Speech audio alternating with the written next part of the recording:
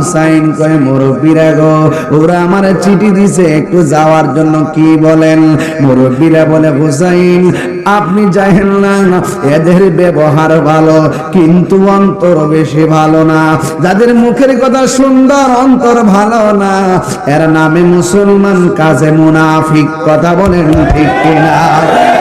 এরপরে ইমাম হুসাইন ডাক দিয়া বলে, ওহ মুরব্বিরা, তাইলে আমরা যদি না, আমি যদি না যাই তাহলে একটা প্রতিনিধি পাঠাই। একজনকে ঠিক করলো, একজনের নাম হলো ইমাম মুসলিম ইবনে আকিল।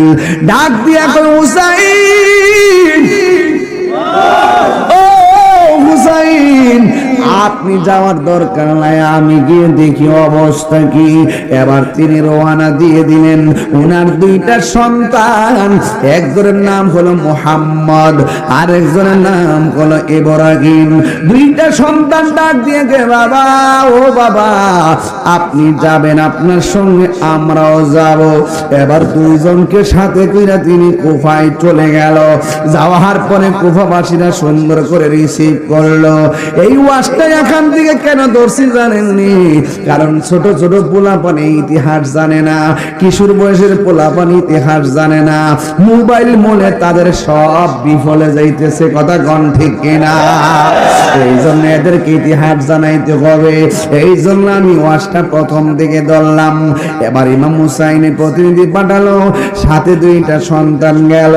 একজনের নাম হলো মুহাম্মদ, আর একজনের নাম হলো ইব্রাহিম। যেই মাত্র তিনজন কুফা নগরী গেল রে বাবা, এরা এমন সুন্দর ব্যবহার করলো।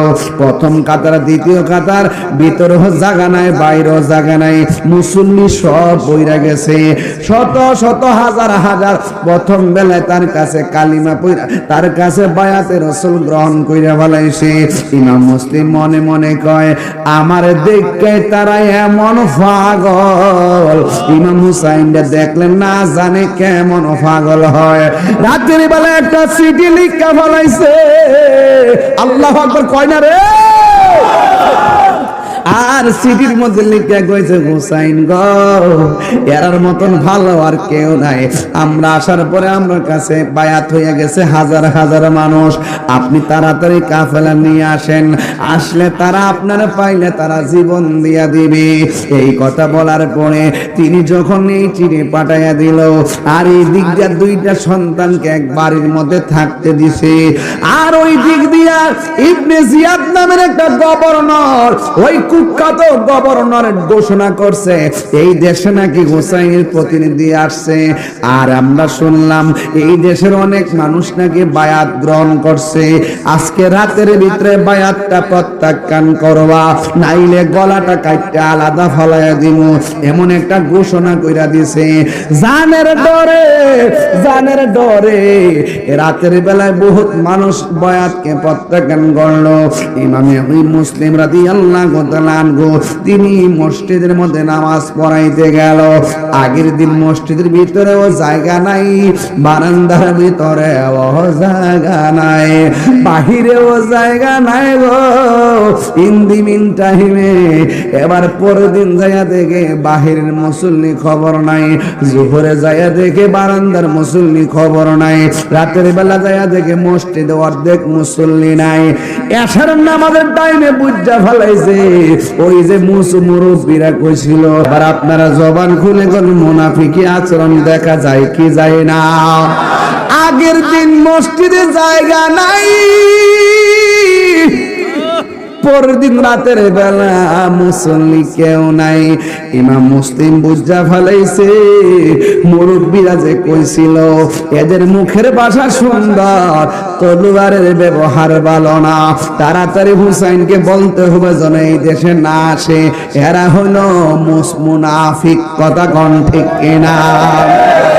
আর ওই দিক দিয়ে ইবনে জিয়াদ জিহাদি ঘোষণা করেছে। এই দেশে নাকি ইমাম মুসলিমের কাছে আয়েশা বায়াত গ্রহণ করেছে অনেক মানুষকে। এখন তাকে কোনোভাবে দেশ থেকে যাইতে দেওয়া হবে না।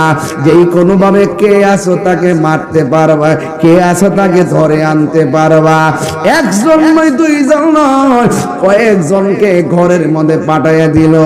ইমাম মুসলিম যে ঘরের মধ্যে থাকে, এই ঘরের দরজায় যায় রাতের বেলা 6 জন ঘাতক দাঁড়ায়া রইছে। তলোয়ার নিয়ে যখন দাঁড়ায়া রইছে, সকালবেলা ফজরের টাইমে তিনি ঘর থেকে বের হবে, এই মুহূর্তে ঘাতকগুলো তার গলার মধ্যে ছুরিটা ধরছে। ইমাম মুসলিম বলে, মুসল্লিরা রে, কালকানা তোরা আমার পিছনে নামাজ পড়ছস, আজকে কেন আমার গলার মধ্যে ছুরি ধরলি? কয় তোমারে কোনোভাবে যাইতে দেওয়া হবে না। ইমাম মুসলিম ডাক দিয়ে কয়, আমি কোথাও যাব না, একটা জায়গায় আমি যাব। কই কোন জায়গায় যাইবা? তোমাদের ভালোবাসা দেইকা আমি একটা ভালোবাসার চিঠি পাঠাইছি হুসাইনের কাছে, তিনি হয়তো চিঠি পাইয়া আমরা কাছে আইসা পড়লে আমরার মতন বিপদে পড়া লাগবে, আমার একটু সময় দাও। একবার যাই হুসাইন আমি না করে আসি, তিনি যেন এই দেশের মধ্যে না আসে। ওই গাছগুলো বলতেছে, না না তুমি গেলে আর আসবা না। এবার কয়, না আমি আসবো। এই কথা বলার পরে ধাক্কা মেরে মাটিতে ফালাইয়া গলার মধ্যে ছুরিটা চালাইবো। এই মুহূর্তে ইমাম মুসলিম কি বলছে জানেননি?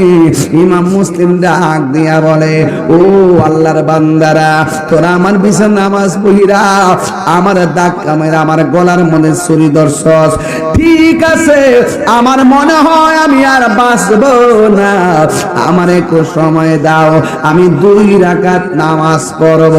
2 রাকাত নামাজ পড়লো, কালিমা শরীফ পড়লো, ইমাম মুসলিম দুনিয়া থেকে তারা বিদায় করে দিল।